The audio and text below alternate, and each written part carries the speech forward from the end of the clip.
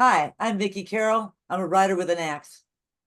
And I'm Amber Fraley, also a writer with an axe. We are writers with axes.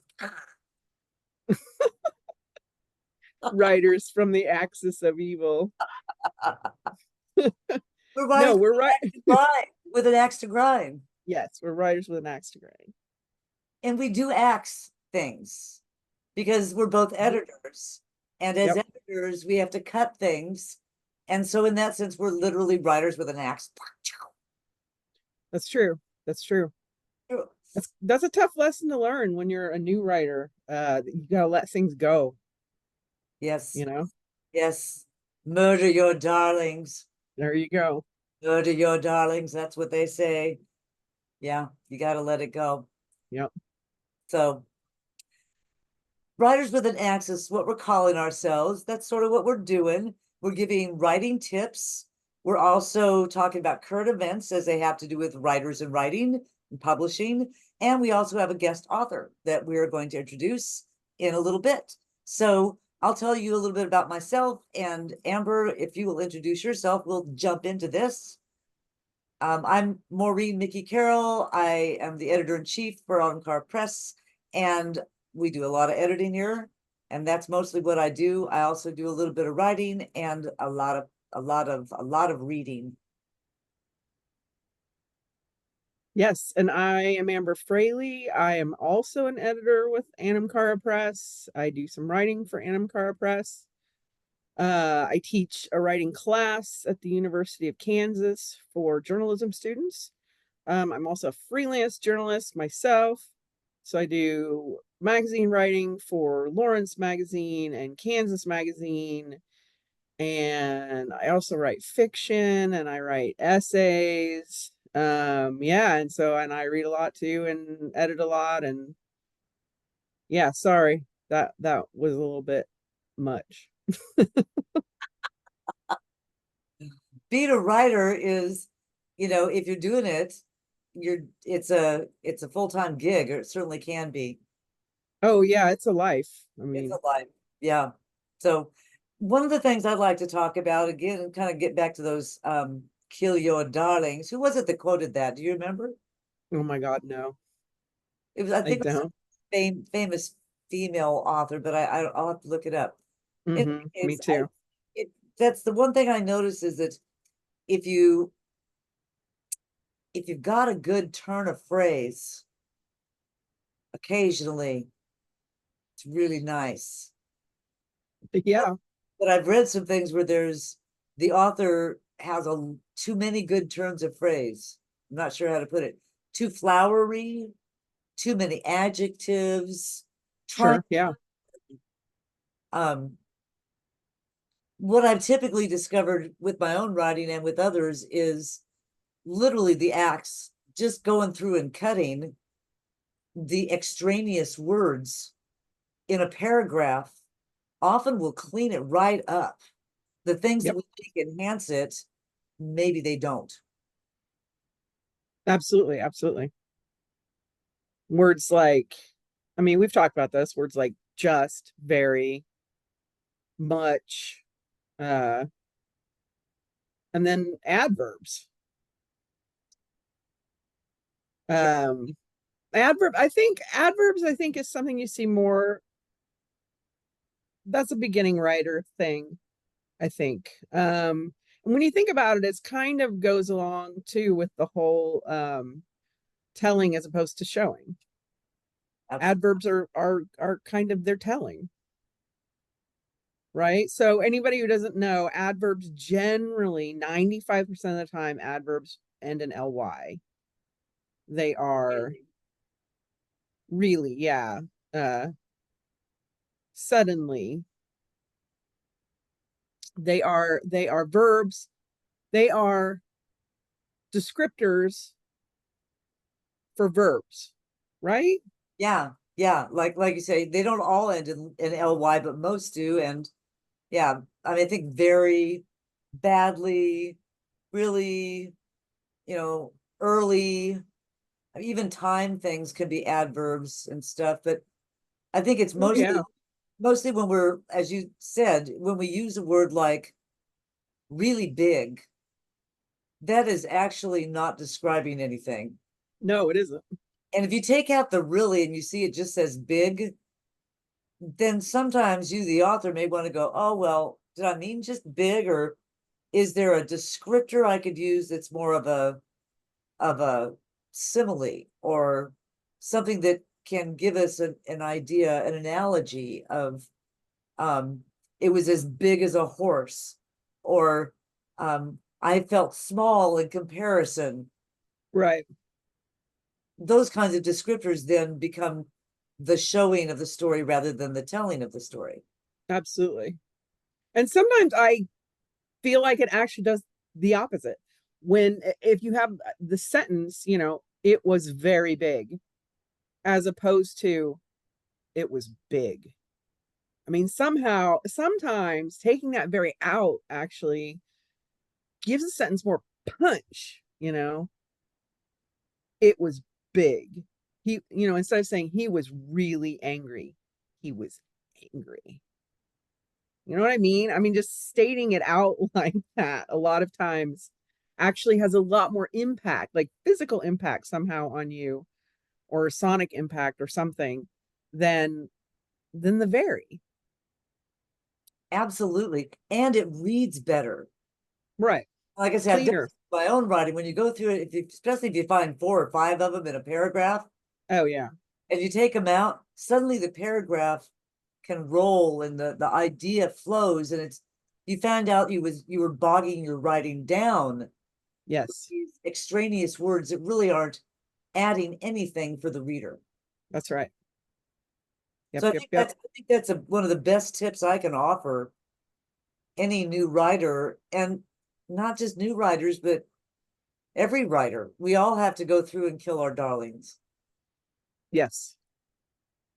Yeah. I mean, just go through those sentences, and any word that doesn't have to be there, take it out and see how the sentence reads without it, because chances are it'll read better. I absolutely believe so. Yeah. Well, I was going to try and look it up, but instead I found a movie, and so that's not at all what I was trying to do. Is it a good movie? I don't know. It's just called Kill Your Darlings. So I was Oh, trying to find out who it was that said it. Was it, uh, Virginia Woolf or someone like that? But I do not know. Maybe you can find it do quickly. I hope it's her. Yeah, see, that'd be nice. She'd be somebody that would say "Kill your darlings." Yeah. It's in the vernacular now, so I think most of us have heard that tip. It's often attributed to William Faulkner, but it actually originated with Arthur Quiller Couch. I don't know who Sir Arthur Quiller Couch was, Don't either. but what a damn good quote. It's a great quote, and I keep it in mind. I repeat it to myself when I'm writing, especially when I go back to do rewrites and I find something that's not really reading really well, and sometimes it's a darling, and I've Yeah. got stuck in there that I kind of got hung up on because I wrote it early and I'm like, oh, I like that, but then it really doesn't fit. And when I remove Right. the darling, works just fine. So I'm all down with killing your darlings. You can always put it back. Save That's it, right. and you can always put it back if you decide, no, come back, darling. Absolutely. Yeah. Yeah. Yeah. Yeah. Well, let's move on to current events. And you're dealing with a real life, everyday current event issue. Tell us about your teaching experience in AI. Oh, well, okay. So I'm teaching this beginning writing class, and the kids are not supposed to be using any AI with their writing. Like, it's okay if they write something and then run it through Grammarly at the end. What they're not supposed to be doing is taking elements of the assignment and plugging it into this. There's this app called Chat GPT, and apparently I haven't even messed with the damn thing. I need to do that. But I don't even want it on my computer, but I suppose I need to do that. I need to familiarize myself with it more. But so what these little boogers are doing is they're plugging in elements from their writing assignments and then just letting GPT write their assignments instead of writing their assignments themselves. And what's really frustrating to me, like am so struggling with not being the old fuddy-duddy teacher. Like, when did I turn into that person? But what's irritating is these assignments, a lot of times they're only being asked to write between 150 and 500 words. These are not big assignments, right? And it's just like, you don't need to plug it into an app. Like, but some of them just, that's their world now, right? And that's the thing that I have to keep in mind, is that in their world, there's an app for that. That's just how the world is. That's what you do. How do we train them? So we train them that the app is their mind and you can pull it out of there. I guess. But it's very disturbing to me to think that if this becomes so normalized, I mean, we in the next decade we could have AI writing all our news, and that really disturbs me. Especially because it's so very bad. I mean, talking yes. about bad writing, this is something I've researched heavily, and I do use chat AI, and it's also automatic in my search engine. It pops up first. Right. Yeah. So you can't miss AI. It's all over the place. It's writing stuff for us everywhere we turn, suggesting rewrites when we use Word or Google Docs or any other, technology that's now Right. AI, which is just about everything. But we don't have to take the suggestions. And, Amazon defines the difference between our using AI as a tool, like you said, to plug something in and, maybe do some research with it or get some ideas. Hey, my teacher wants me to write about, frogs in China. So, one could start their research with chat AI. But Sure. the problem with chat AI is the ghosts. So it makes stuff up out of thin air. Oh, Right. they were eaten Yes. by the rabbits, and you're like, wait a minute. And it was eaten by rabbits in Australia. There's no rabbits in Australia. And so it'll make stuff up that doesn't make any sense at all. Chat AI, AI in general, unless it's highly focused and the questions are very specific, has ghosts that make no sense. So it not only makes stuff up, but it writes poorly. Oh, it has several very real problems. Not only does it make stuff up, it makes up facts. It changes facts. It offers just wrong information sometimes, or wrong grammar corrections. You can't, like, it's not just that.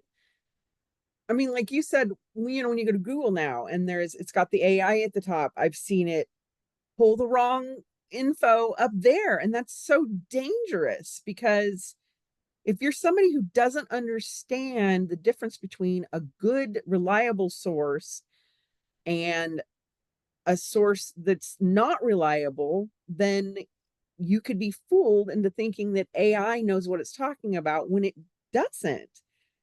And I am more optimistic to think that in the next 5 to 10 years, I'm assuming it gets better, right? I mean, computers are progressing at just an insane rate. I forget what I mean, there's like a formula for it, right? Like, the computing power doubles every X number of months or whatever.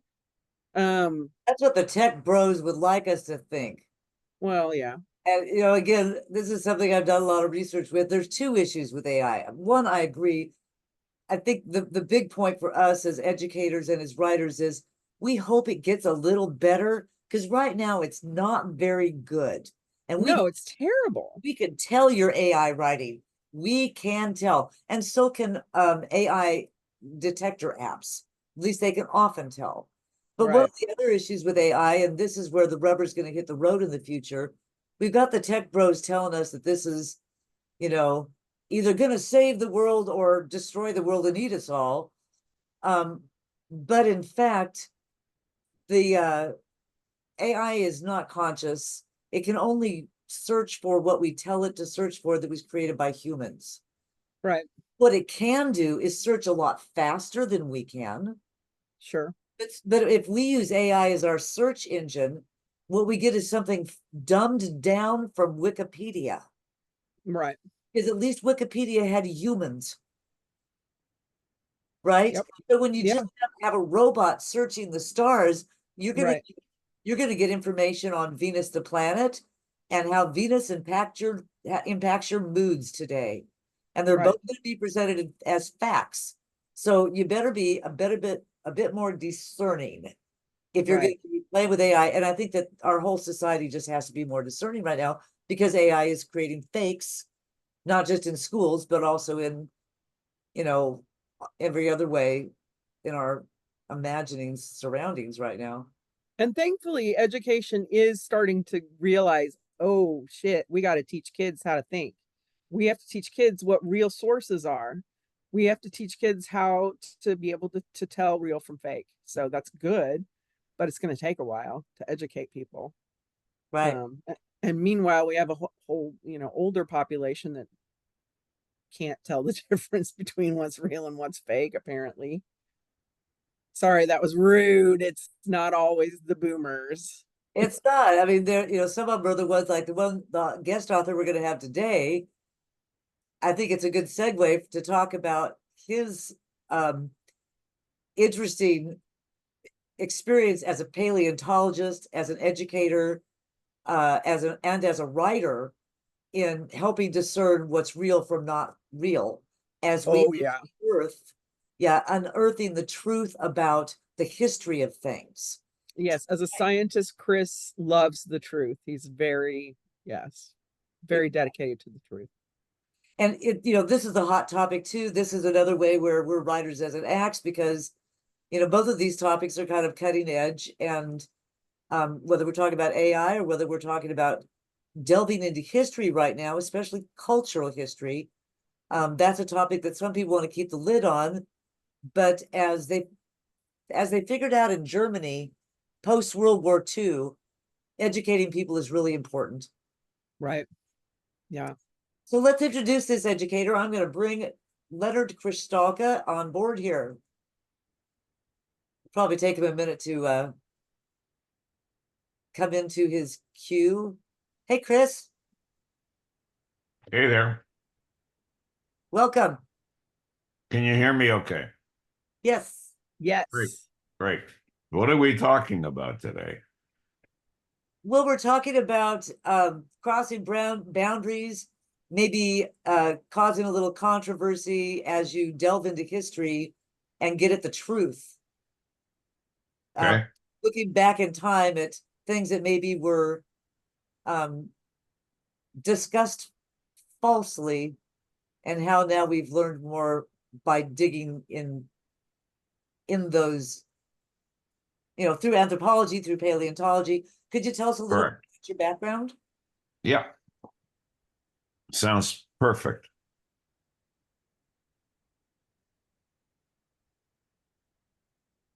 Are you able, can you tell us a little bit about your background?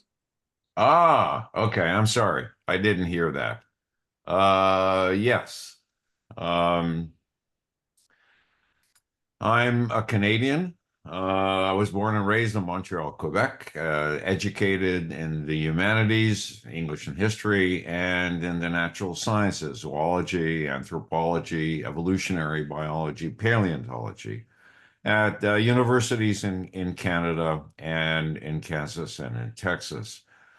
As a paleontologist, I've been very fortunate enough to have led and worked on expeditions in the United States, in Patagonia, in Europe, in China, in Kenya, in Ethiopia, excavating and studying the past life and cultures of the planet. So we're talking about the last 3 billion years of history. And in terms of my actual work, the last 100 million years of the evolution of life on Earth, including the evolution of humans in Africa.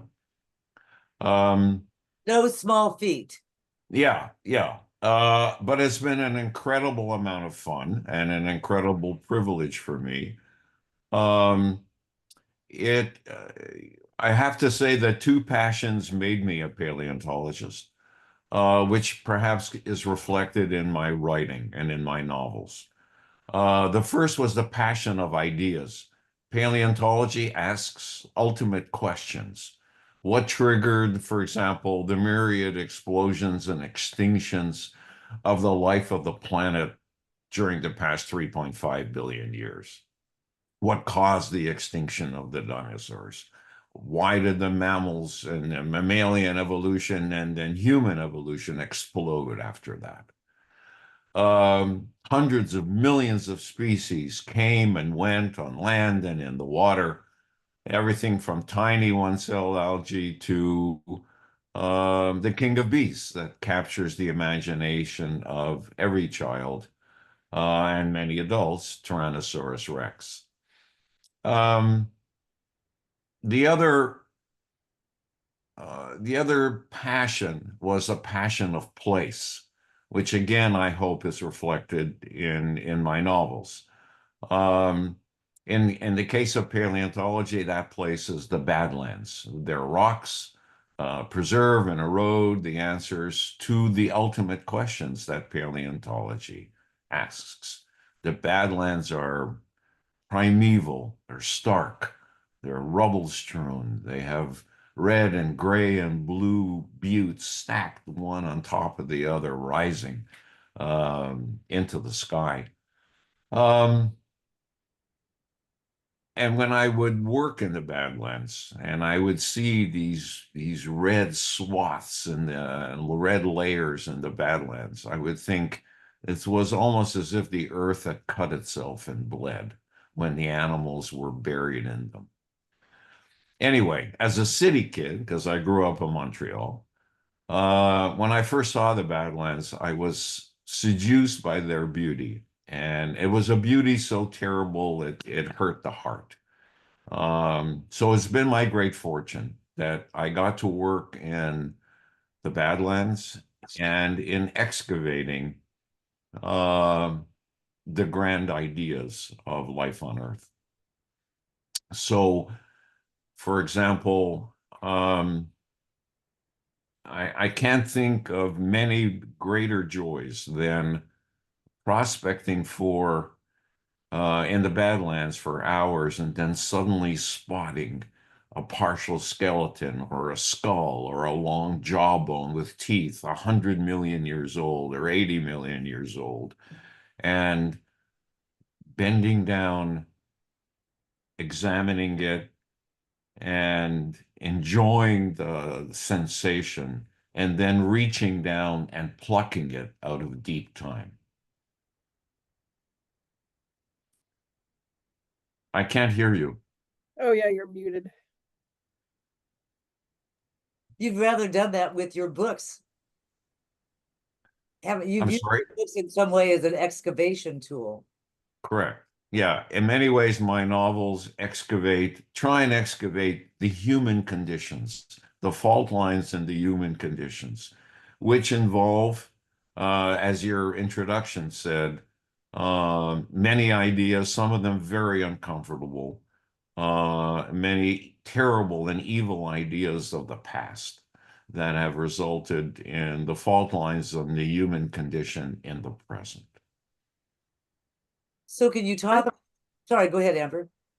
Oh, I was just gonna say, I just find it interesting because your whole description of the Badlands and plucking the past out of the Badlands, your whole description of that place and the majesty and I can just imagine being there. I mean, you probably feel like when you're there, you're just with a small group of people, and you literally may have been the only person who has touched this fossil that's been in the ground for millions of years. And that just seems so spiritual to me. And I just find it so interesting that so many people would say that scientists are not spiritual, because everything you said just felt so spiritual to me.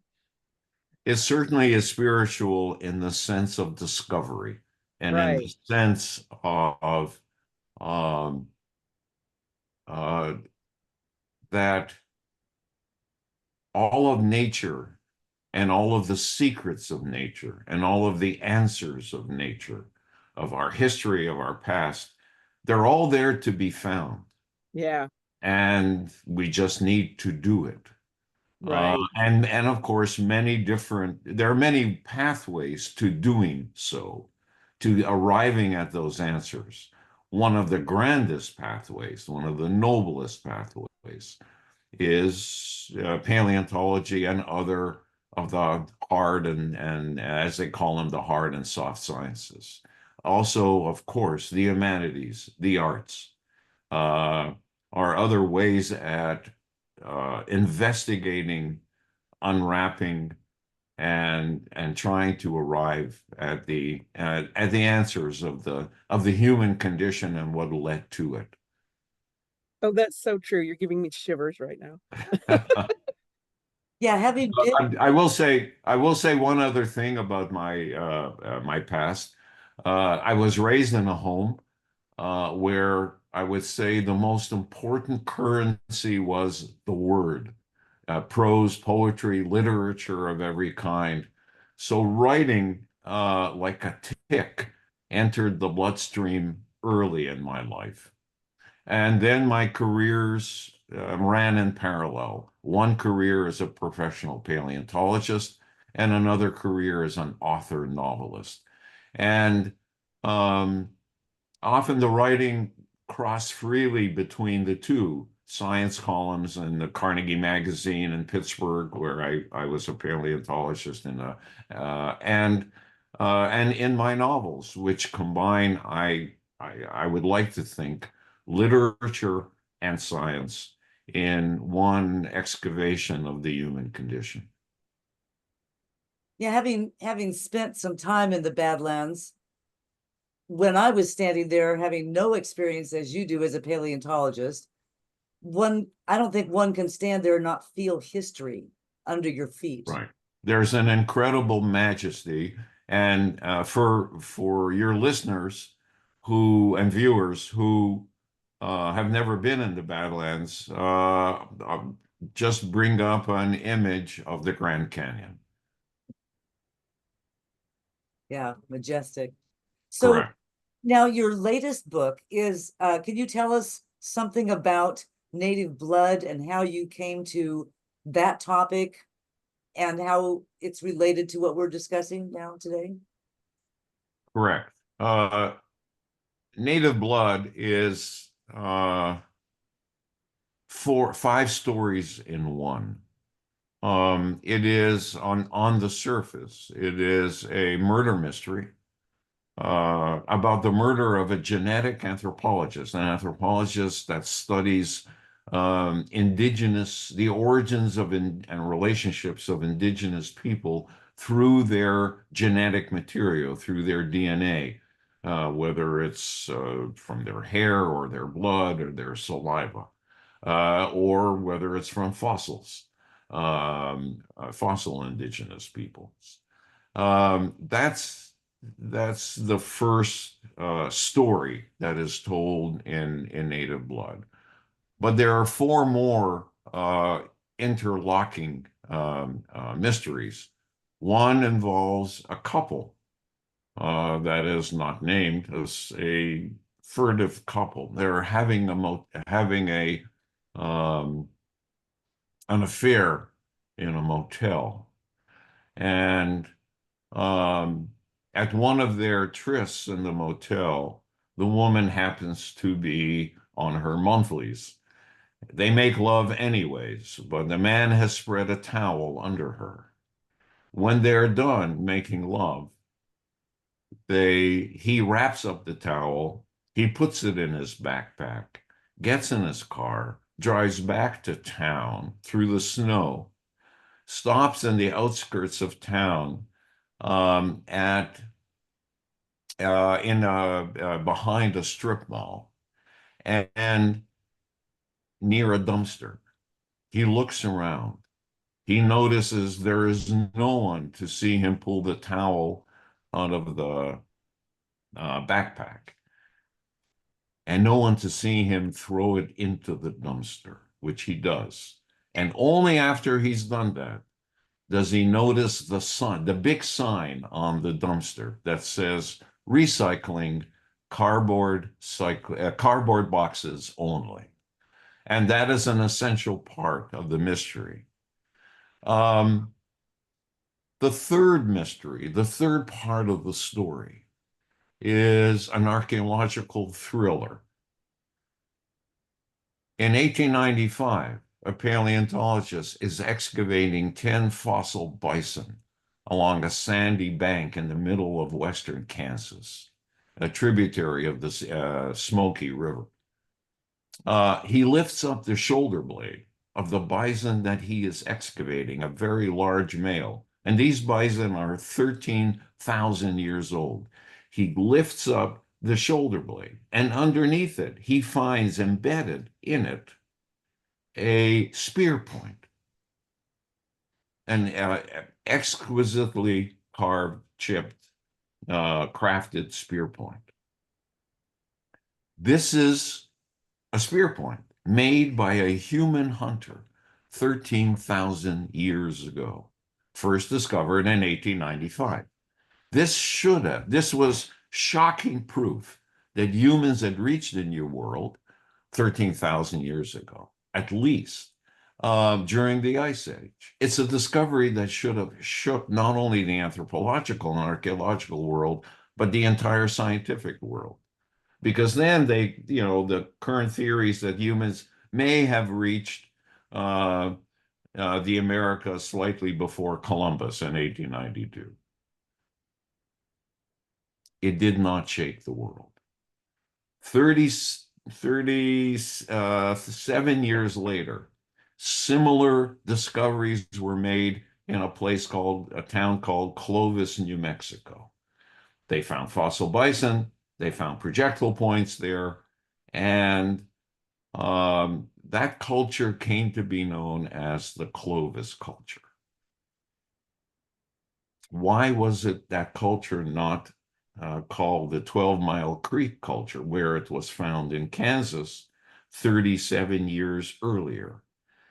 That's one of the mysteries. I will say the projectile point mysteriously disappeared. And that's all I will say about that. Mystery 4, and this starts getting into one of the major themes of native blood, and that is, who are the indigenous people? And when did they get here? Was it 13,000 years ago? Was it earlier? 20, 25, 30,000 years ago? Who were they? Where did they come from? Did they come across the North Pacific, across the Bering Land Bridge during the Ice Age, during gaps in the glaciers, and trek their way into North America from Northeast Asia, which is what every archaeology student learns in archaeology class. That's the contemporary knowledge that is taught. And indeed, it is genetics that bears out that story. The genes of American indigenous people is closest in resemblance to those from peoples from Northeast Asia. However, archaeology might tell a different story. There is a archaeological culture in what is now Europe called the Solutrean culture that also has very fine crafted spear points. And those spear points are virtually indistinguishable from the Clovis spear points, the ones found in New Mexico and the ones found 37 years earlier in the middle of Kansas. So genetics tells one story, archaeology may tell another story. And the two are in great conflict with one another. And there are indications also, the anthropologists who support, and there are only a few of them, who support the origin of the archaeological culture from what is now Europe, what is now Spain, what is now France, from 17,000 years ago, are accused of being racist, because they are proposing, again, a European origin for Native Americans, which is absolute, can I say the word bullshit? I'll say, there, I've said it. It's politicizing. It's a rank politicization of a legitimate scientific question and scientific analysis. They may be wrong, the archaeologists, but they may be right. Finally, so can I read a little paragraph that summarizes that conflict? It just take a second. I can't hear you. Sorry. Yeah, please read a little bit for us, and then we both have a couple questions for you. Okay, all right. So here is one of the main, here's what one of the archaeologists tells Harry, the detective, Harry Przewalski, in Native Blood. And he's one of the ones who is supporting the possibility of maybe not the origin of all Native Americans from what is now Europe, but perhaps there were 2 invasions, perhaps there were 3 invasions, one from Northeast Asia across the Bering land bridge in the North Pacific, and one from what is now Europe across the North Atlantic. Here's what he says to Harry Przewalski. He says, you know, Przewalski, as I tell my students, science and art are subversive acts, subversive storytelling. They're the risky search for uncomfortable truth. The archaeology of the first Americans isn't meant to be comfortable. Oh, yeah. And concerning the discovery of the Americas, here is what the police chief of Lawrence tells Harry when they're having a conversation about this. He says, his name is Dugan, and he says, you know, Przewalski, it's kind of interesting how the hell the Native Americans made it all the way down there, down to the tip of South America, Tierra del Fuego. Our history books told us Magellan discovered it, as if he got there first. But they didn't tell us about the real guys getting there at least 13,000 years earlier. Same with Columbus. The wife, she teaches high school. She says that's because our history is white guy history. This archaeological stuff, that's brown guy history. And that is an intro into one of the major themes of Native Blood, how archaeology and anthropology committed their original sins that have resulted in what we now call systemic racism. Fascinating. And a book that is an absolute fascinating read that, of course, you're not going to give us the answer to and give away the history of it.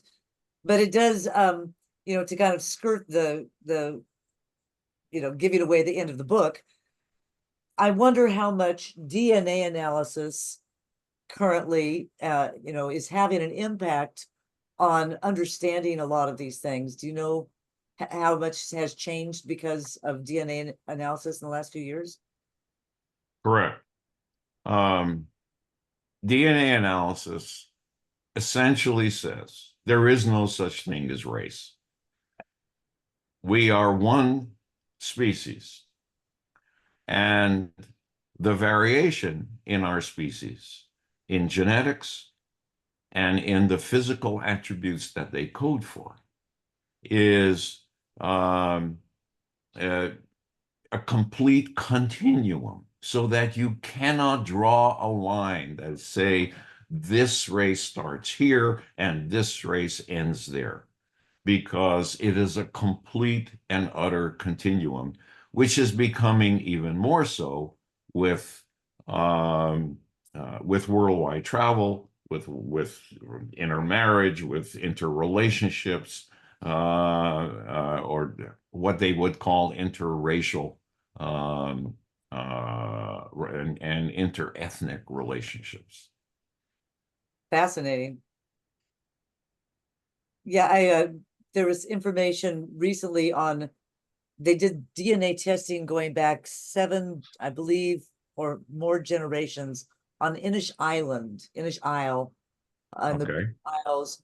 And what they were looking for was, the genetic histories of people who had been there, whose both parents, grandparents, great-great-grandparents, great-great-great-grandparents, all were there, all the way back. And what they discovered was that, to the great surprise of the people who lived there, they tested a DNA genetic correspondence with people from Scandinavia. Okay. All, Yes. all of them. And so the conclusion was, by one of the islanders, an elderly woman, she said, well, I guess really who I am is the descendant of the conquerors. Correct. Exactly. So the moral of that story is every continent, every island, every country that is visited by other peoples long ago and today results in mating and the exchange of genes. There is no such thing as purity. There is no such thing as a pure bloodline and that. Um, and this actually is a great entree into the anthropology's original sin. And if I can read this, let me set this up. And this is the fifth story in Native Blood. It excavates anthropology's original sin, its long entanglement with exactly what we're talking about, racial theory and racial superiority. And it's a theme in Native Blood that continues from The Camel Driver, the previous novel in the Przewalski series, and from Deathspoke, the novel before that. So here's the scene. Harry is chasing the suspected murderer into an auditorium at the university where the archaeologist that I spoke about before is delivering his distinguished professor lecture to a crowded auditorium. The professor held up a hard-covered book with green covers and orange lettering.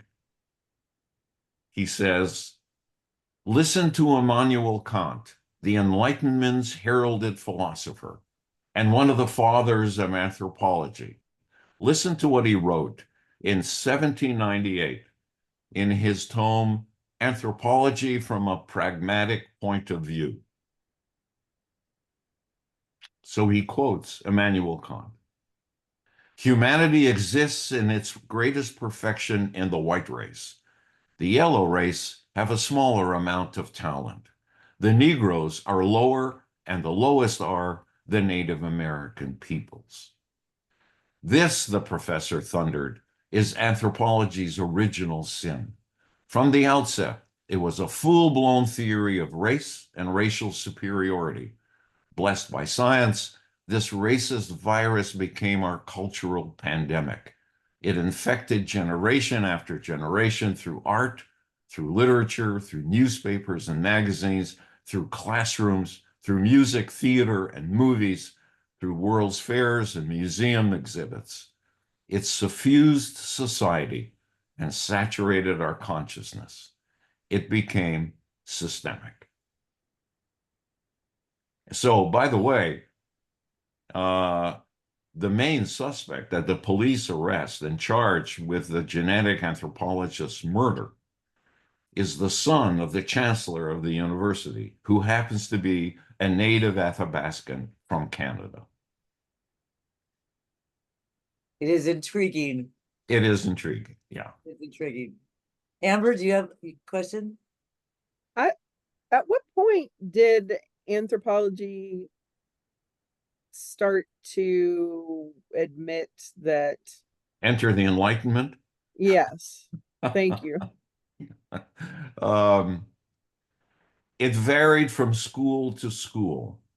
Some schools um, uh, shrugged off, shuffled off, shoved off their racist history and admitted that all of the theories of the 1800s and early 1900s about white superiority and being the superior race was not borne out by any evidence.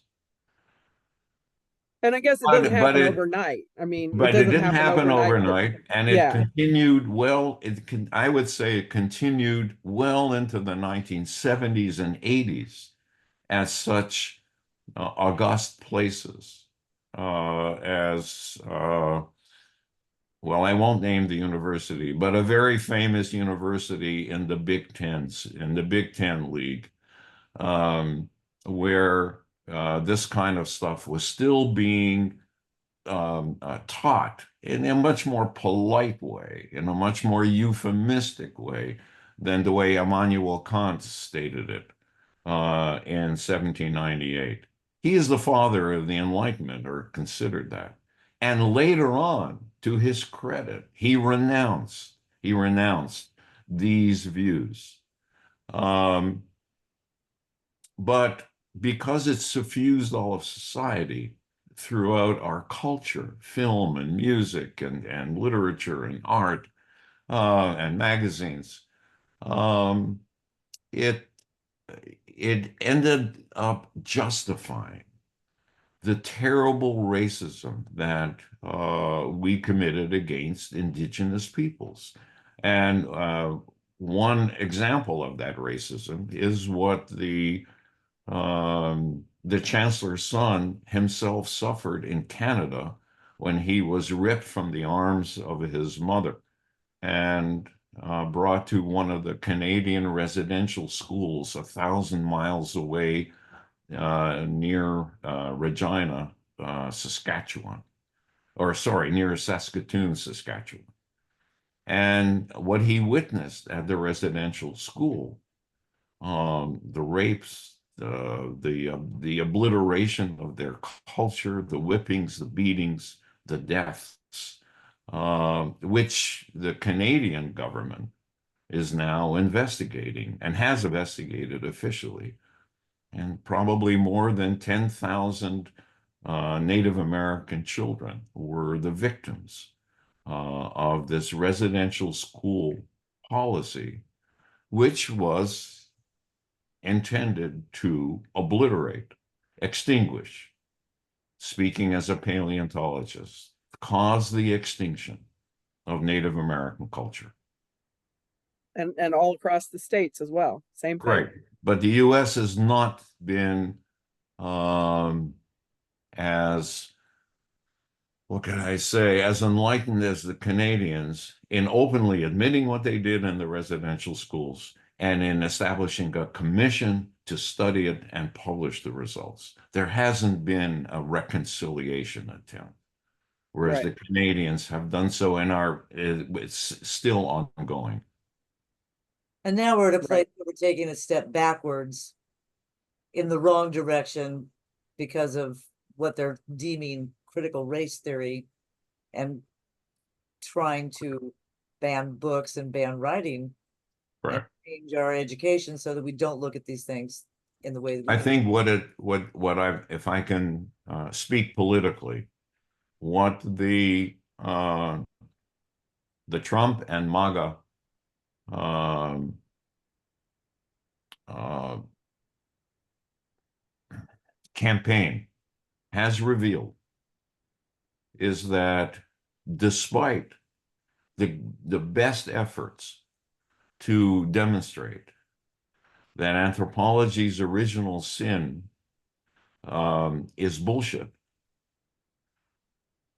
close on 30% of Americans would either believe it or would like to believe it, that white comes first and everything else is second rate. Right. And don't you think that that is something that can change? Let's end on a hopeful note, because education is what got us here. The education of a whole lot of people that said that race did exist and that the races were different, and led to, things that we know of now as the Holocaust in Germany. But we also know that there's been much more time spent on that in our education of our youth than there has been on, and I'm not going to use the term because I think it just is a trigger for people, on actually looking at the fact that race doesn't exist and what DNA and other sciences tell us about our history and how closely intermixed we all actually are and what that means for our future. Correct. Your books do provide hope, I think is what I'm saying. Right. They pull out the mystery so that we can take a look at it. I think my books, my novels provide hope, and I hope that they do, for people who read them. And that's one of the lessons of the novel, is that in order to get educated, one essential route to that education is reading novels that are honest and even brutally so about unpacking these aspects of the human condition. And there is a wonderful, wonderful literature, both novels, both fiction and nonfiction, that your readers that can take on to become much more educated and much more knowledgeable and much more appreciative, not only of our past sins, our past anthropological sins, but the promise for the future. Totally agree. Well, Well said. Yeah. well said. So thank you very much for telling us about your books, the Harry Przewalski Mystery Series. And I'm going to put information below on how to find out more information about each of the books in the series, including Native Blood, which is the one that came out here in 2024, and it's still available right now. It's still hot off the press. Get your copy now. And we are Thank you. authors. We are authors with an axe. So Thank you. thanks for visiting with us, Chris. Thanks. Thanks, Amber. Thanks. Thanks, Bye, Amber. Chris. Bye-bye. Bye.